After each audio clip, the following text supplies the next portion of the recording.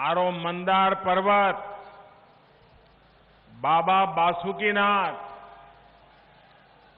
अजगैबीनाथ, श्रृंगी ऋषि के ई पवित्र भूमि का प्रणाम करे छून।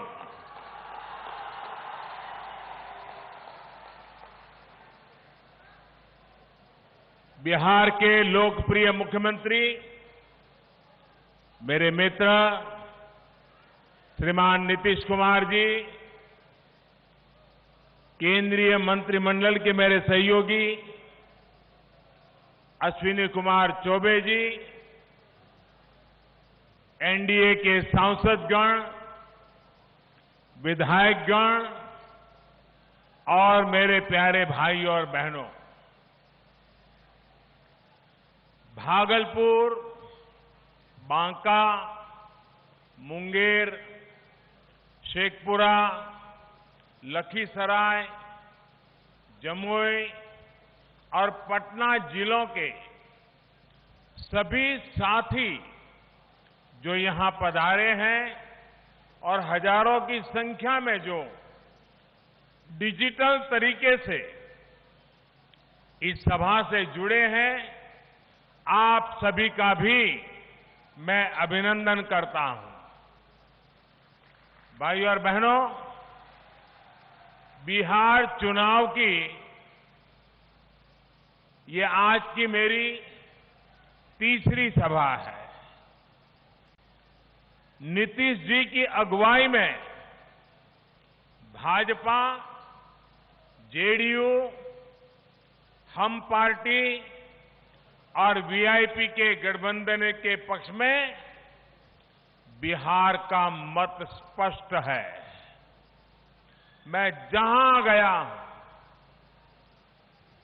जो मिजाज मैं देख रहा हूं,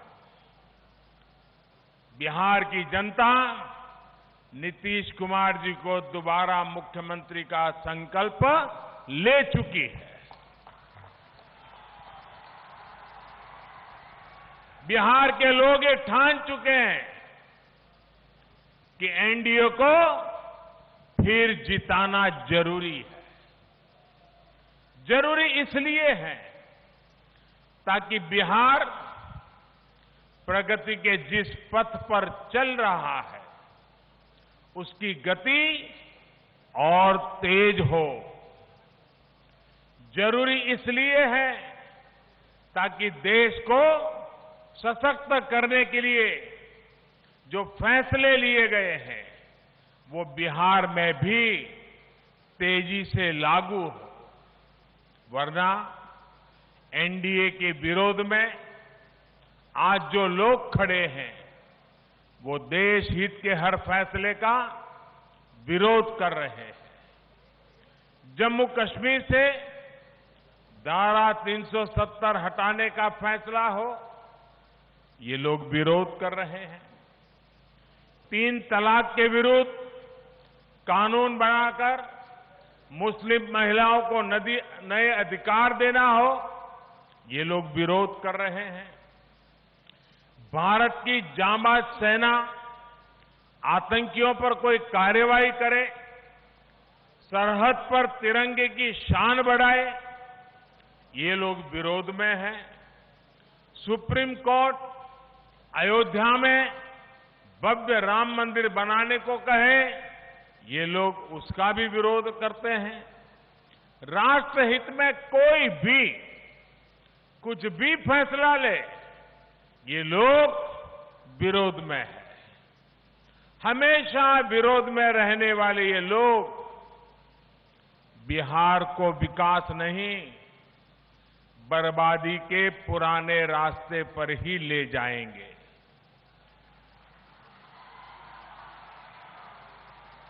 साथियों, ये सिर्फ सत्ता सुख के हैं। आपकी जनता की सेवा से, आपकी जरूरतों से इन लोगों का कोई सरोकार नहीं है। जब जब बिहार ने इन लोगों पर विश्वास किया है, बिहार के साथ बिहार के गौरव के साथ विश्वासघात किया गया है। बिहार को लूटकर इन लोगों ने अपने परिवार की तिजोरियां भरी हैं, अपने रिश्तेदारों को अमीर बनाया है। समाज के अन्य वर्ग, हमारे दलित, महादलित, पिछड़े, अति पिछड़े, आदिवासी, गरीब, इनके परिवार की चिंता इन लोगों ने कभी नहीं की। सिर्फ अपना परिवार का भला, सिर्फ अपने रिश्तेदारों का भला, इससे आगे कुछ नहीं। साथियों, बिहार वो स्थान है जहां लोकतंत्र के बीज बोए गए थे। क्या जंगल राज में कभी भी विकास और लोकतंत्र के मूल्य फल फूल सकते हैं? बिहार भ्रष्टाचार मुक्त शासन का हकदार है। इसे कौन सुनिश्चित करेगा? खुद भ्रष्टाचार में लुप्त लोग या भ्रष्टाचारियों से लड़ने वाले लोग? बिहार विकास का हकदार है। विकास कौन सुनिश्चित करेगा? वो जिन्होंने केवल अपने परिवार का विकास किया, या वो लोग जो लोगों की सेवा में अपना परिवार भी भूल गए? बिहार रोजगार और उद्यमिता का हकदार है। ये कौन सुनिश्चित कर सकता है? वो जो सरकारी नौकरी देने को रिश्वत कमाने का जरिया मानते हैं, या वो जो लोग बिहार की ईज ऑफ डूइंग बिजनेस को बेहतर बनाने और स्किल मैपिंग का काम कर रहे हैं। बिहार निवेश का हकदार है। ये कौन सुनिश्चित कर सकता है? जिन्होंने बिहार को जंगल राज बना दिया, या जो लोग बिहार को सुशासन दे रहे हैं, बिहार के विकास में जी जान से जुटे हैं। बिहार बेहतर कानून व्यवस्था का हकदार है। ये कौन सुनिश्चित करेगा? वो जिन्होंने गुंडों को खिलाया, पिलाया, पाला, या वो जिन्होंने गुंडों पर डंडा चलाया? साथियों, बिहार अच्छी शिक्षा के अवसरों का भी हकदार है। क्या ये उन लोगों द्वारा सुनिश्चित किया जा सकता है जिन्हें शिक्षा का महत्व ही नहीं पता? या वो लोग जो आईआईटी, आईआईएम और एम्स को राज्य में लाने के लिए 2400 घंटे काम कर रहे हैं? बिहार में पहले जो सरकारें रही, उन्होंने आदिवासियों के कल्याण के लिए, उन्हें शोषण से मुक्ति दिलाने के लिए सिर्फ और सिर्फ झूठे वादे किए। अब एनडीए सरकार आदिवासी बच्चों की शिक्षा, उनके स्वास्थ्य, उनके लिए घर, उनके रोजगार पर पूरा ध्यान दे रही है। साथियों, भागलपुर सहित बिहार के शहरों की जो हालत इन लोगों ने कर दी थी, वो आप अच्छी तरह जानते हैं। छोटे दुकानदार, व्यापारी, कारोबारी, मजदूर, इनके जंगल राज में हर कोई परेशान था। इसी का नतीजा था कि भागलपुर, मुंगेर सहित यहां के तमाम जिलों में सिल्क के अलावा दूसरे उद्योगों के लिए भी जो अवसर थे, वो खत्म होते गए। भाइयों और बहनों, सामान्य जन की सुविधा के लिए बिहार के युवा के रोजगार और स्वरोजगार के लिए बिहार के इंफ्रास्ट्रक्चर पर ध्यान देना बहुत जरूरी था। इसी सोच के साथ बिहार के लिए 1.25 लाख करोड़ रुपए का प्रधानमंत्री पैकेज घोषित किया गया था। बीते सालों में बिहार में 3,500 किलोमीटर के राष्ट्रीय राजमार्ग या तो बने हैं या फिर उनको चौड़ा किया जा रहा है। भागलपुर से गुजर रहे राष्ट्रीय राजमार्ग के चौड़ीकरण के लिए भी अब स्वीकृति दी जा चुकी है। इस नेशनल हाईवे का लाभ भागलपुर और बांका के साथ साथ आसपास के कई जिलों को होगा, हमारे व्यापारी कारोबारी साथियों को होगा। लगभग 750 किलोमीटर से ज्यादा रेलवे लाइनों के चौड़ीकरण, बिजलीकरण और ओवरब्रिज बनाने का काम भी बिहार में तेजी से पूर्णता की तरफ आगे बढ़ रहा है। साथियों, बीते वर्षों में गंगा जी के ऊपर ही 1.5 दर्जन करीब पुल या तो बन चुके हैं या फिर काम चल रहा है। आज गंगा जी पर औसतन हर 25 किलोमीटर पर एक पुल बनाया जा रहा है। पास में मुंगेर में रेल महासेतु पहले ही पूरा हो चुका है। कुछ दिन पहले ही विक्रमशिला सेतु के समानांतर 4 लेन के नए पुल का काम भी शुरू हुआ है।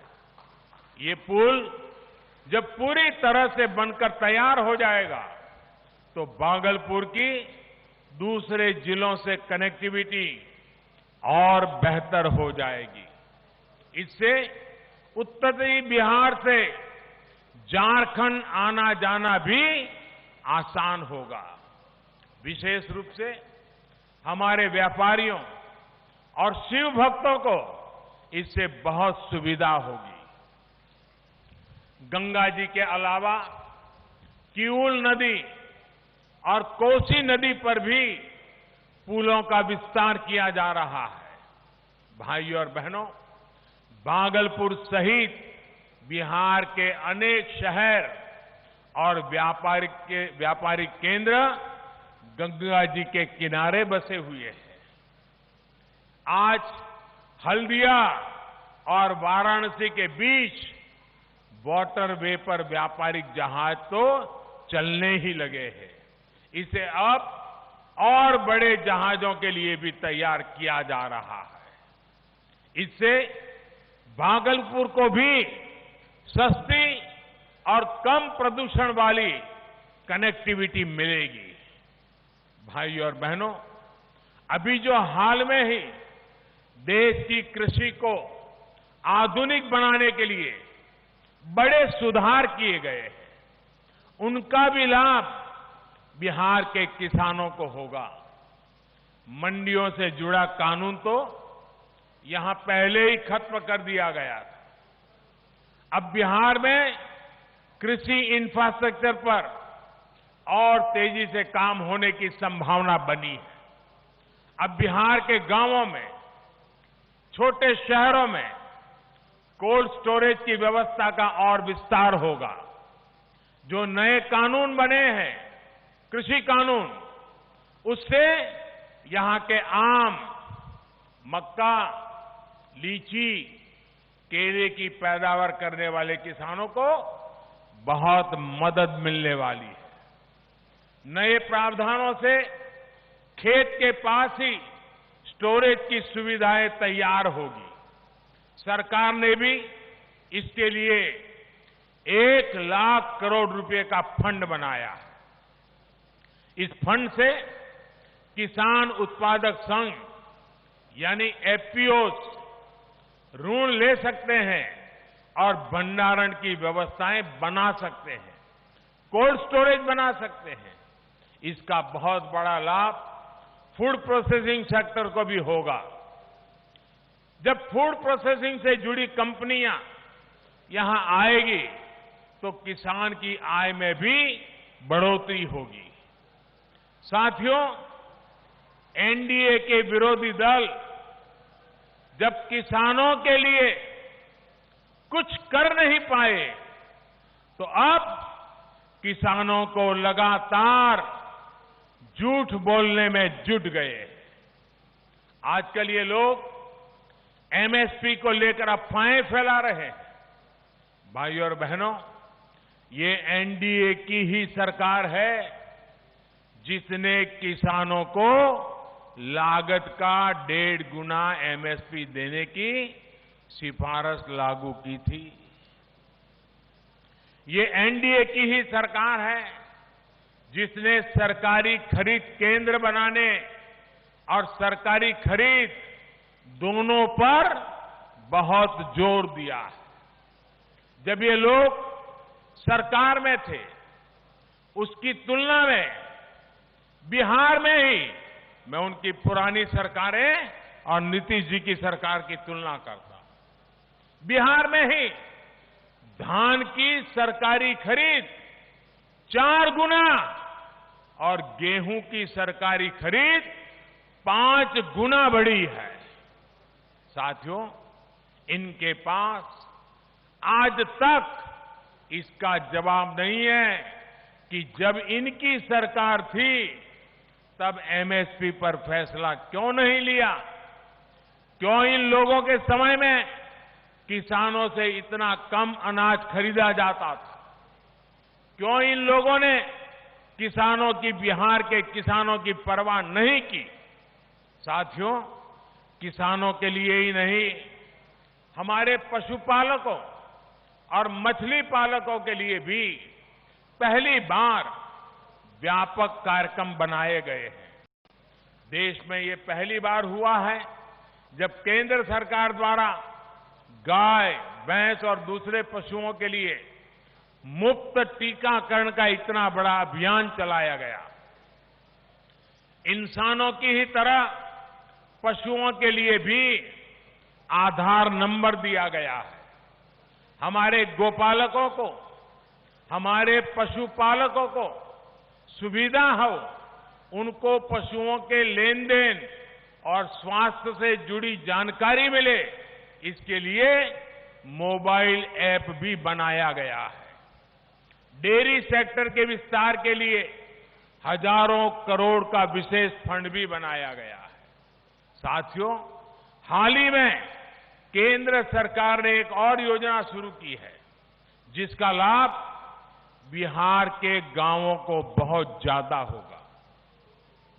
इस योजना के तहत गांव की जमीन पर, गांव में बने घरों पर आपका कानूनी अधिकार सुनिश्चित किया जा रहा है। इस योजना का नाम है स्वामित्व योजना। इसके जरिए हर उस व्यक्ति को जिसके पास गांव में अपना घर है, जमीन है, उसे एक प्रॉपर्टी कार्ड दिया जाएगा। इस प्रॉपर्टी कार्ड की मदद से आपको बैंकों से आसानी से कर्ज मिलेगा। आपको अपने घर को लेकर किसी तरह की चिंता में नहीं रहना होगा। बिहार चुनाव के बाद, एनडीए सरकार बनने के बाद यहां भी इस योजना को लागू किया जाएगा। अभी 6 राज्यों में पायलट प्रोजेक्ट के तहत 1 लाख लोगों को स्वामित्व का कार्ड दे दिया गया है। आपके यहां भी ये बहुत तेजी से शुरू होने वाला है। भाइयों और बहनों, आज भारत आत्मनिर्भर बनने के लिए प्रतिबद्ध है। बिहार आत्मनिर्भरता के संकल्प के साथ आगे बढ़ रहा है। अगर बिहार में विरोध और अवरोध को जरा भी मौका मिला तो बिहार की गति और प्रगति दोनों धीमी पड़ जाएगी। इसलिए नीतीश जी की अगुवाई में भाजपा, जेडीयू, हम और वीआईपी के गठबंधन यानी एनडीए को एक एक वोट पड़ना चाहिए। हर एक किसी का वोट पड़ना चाहिए। एक एक नागरिक का वोट पड़ना चाहिए। और इसलिए आपको मतदान केंद्र पर वोट डालने के लिए जरूर पहुंचना है। हमें कोरोना संक्रमण से बचाव के लिए जो भी जरूरी कायदे हैं उनका हमें पूरा पालन भी करना है। अंत में एक और आग्रह मैं आपसे करूंगा। त्योहारों का सीजन है, इसलिए जो भी खरीदारी आप करेंगे अधिक से अधिक लोकल खरीदेंगे।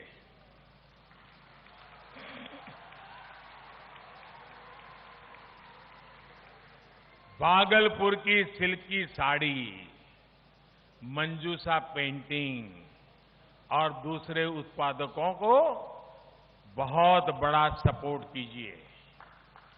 हमारे मिट्टी के हस्तशिल्पियों, दूसरे शिल्पियों के बनाए बर्तन, दिए, खिलौने जरूर खरीदिए। हम मिलकर कोशिश करेंगे तो बिहार भी आत्मनिर्भर होगा, भारत भी आत्मनिर्भर होगा। आप यहां आए, इतनी बड़ी संख्या में आए, हमें और हमारे सभी साथियों को आशीर्वाद दिया। मैं आप सबका हृदय से बहुत बहुत आभार व्यक्त करता हूं। धन्यवाद। भारत माता की, भारत माता की, भारत माता की। नरेंद्र मोदी जिंदाबाद, नरेंद्र मोदी जिंदाबाद।